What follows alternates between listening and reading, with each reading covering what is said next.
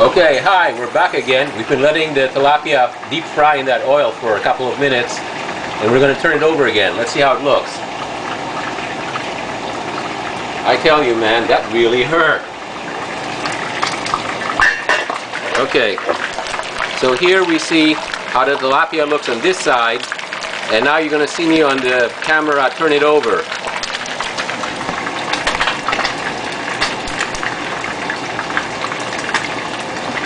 On my ass, that was painful.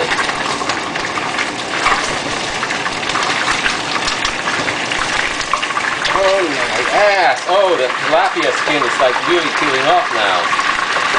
But you know what? I'm not going to die from a bacterial infection. This hot oil has got to kill everything in the tilapia. There ain't no like residual bacteria left in this thing, I'll tell you that much. So anyway, this is not how to cook tilapia. The skin burned off the damn thing, but oh well.